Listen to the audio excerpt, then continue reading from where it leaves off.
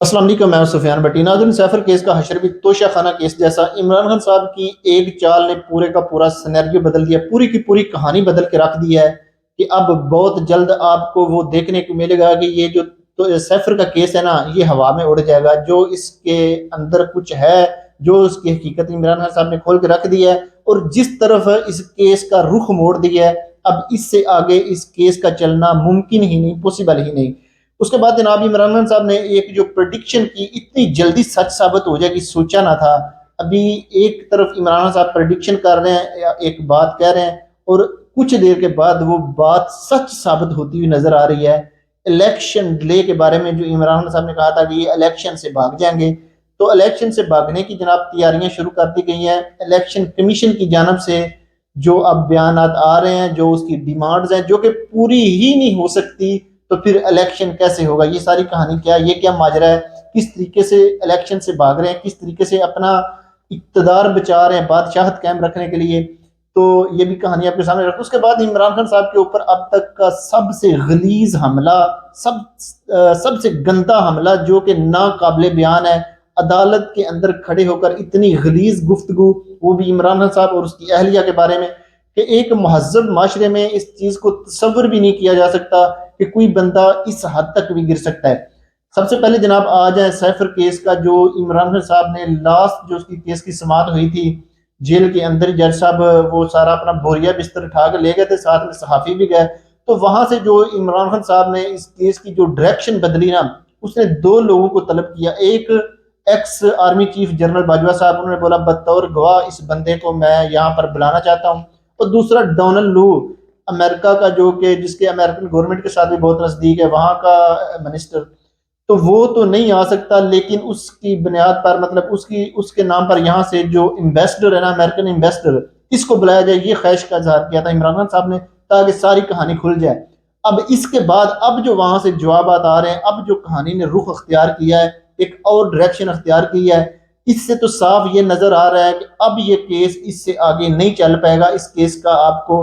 بہت جلد اختتام ہوتا ہوا نظر آئے گا۔ چودھری صاحب کے بارے میں تو آپ سب جانتے ہوں گے کہ اس کو کہاں سے خبریں فیڈ کی جاتی ہے، اور جو وہ بولتا ہے وہ کہاں سے اس کو حکم آتا ہے، اس کے بعد جناب ویلو کرتے ہیں اور انفارمیشن جو ہے نا وہ سپلائی کرنا شروع کر دیتے ہیں، بتانا شروع کر دیتے ہیں، جو وہ باتیں کرتے ہیں ان کا مطلب کیا ہوتا ہے اور ان کی سیاست کی کیا حقیقت ہے، اس سے تو کوئی بندہ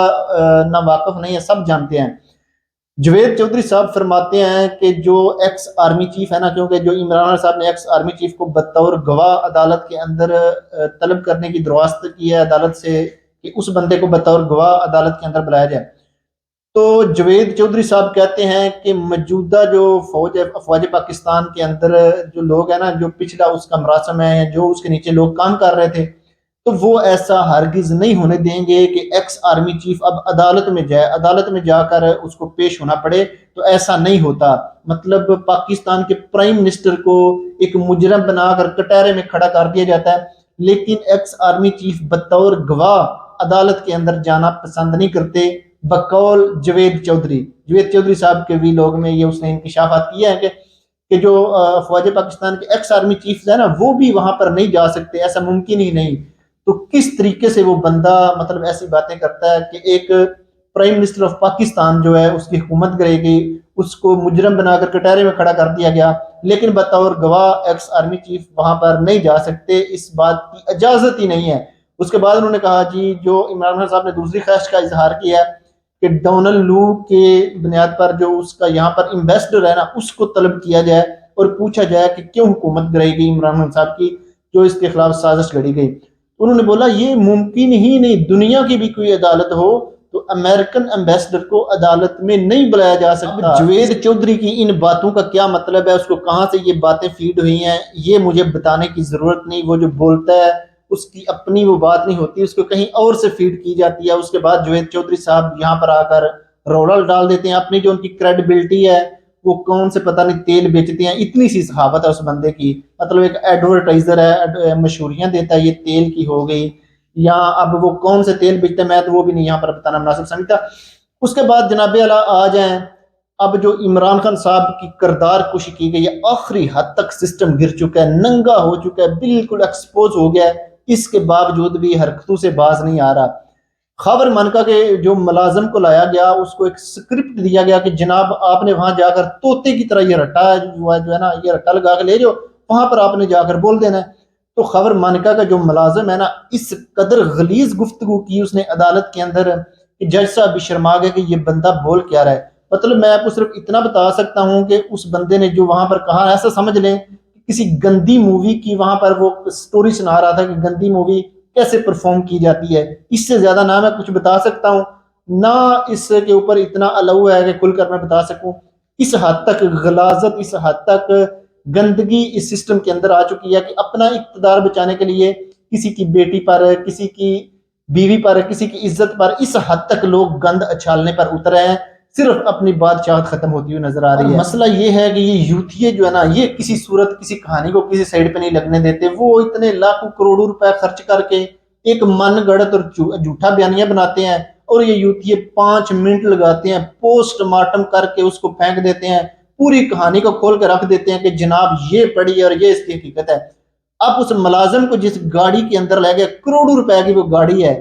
لیکن بات یہ نہیں کہ وہ ملازم کو کروڑوں کی گاڑی کے اندر بٹھا کر اس سے وہاں پر عدالت میں بطور گواہ لایا گیا۔ مسئلہ یہ ہے کہ اس کی نمبر پلیٹ کچھ مطلب گاڑی کوئی اور ہے، اس کی نمبر پلیٹ اس کے اوپر کوئی اور لگی ہوئی ہے۔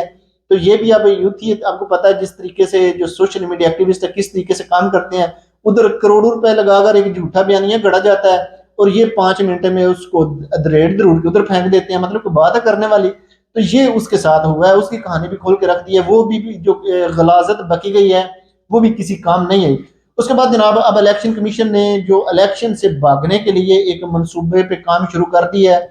اس نے بولا کہ ہمیں 5 لاکھ جو ہے نا سیکیورٹی اہلکار چاہیے، 5 لاکھ سیکیورٹی اہلکار چاہیے، جس میں سے صرف 3 لاکھ ہیں، باقی کے جو اہلکار ہے وہ ہمیں درکار ہے۔ مطلب اب یہ جو 2-2.5 لاکھ سیکیورٹی اہلکار ایکسٹرا چاہیے، نہ یہ پورے ہوں گے نہ الیکشن ہوگا۔ پہلے جیسے پتہ ہے آپ کو جب عدالت کی جانب سے حکم آیا تھا کہ الیکشن کروایا جائے تو اس کے بعد سیکیورٹی نہیں مل رہی تھی، سیکیورٹی نہیں پوری ہو رہی، اس کے بعد جناب پیسے نہیں دیے جا رہے۔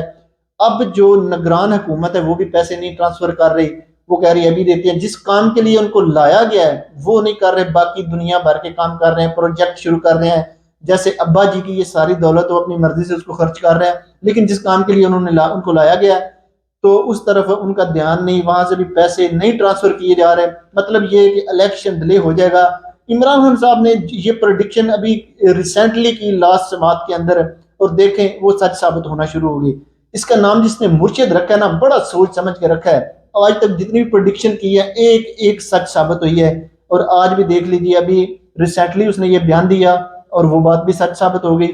ناظرین جیسے اپڈیٹس آتی ہے وقت وقت میں آپ کو اپڈیٹ کرتا رہوں گا، اگر اب تک چینل کو سبسکرائب نہیں کیا تو کر لیں۔ ملتے ہیں نیکسٹ ویڈیو میں، اللہ حافظ۔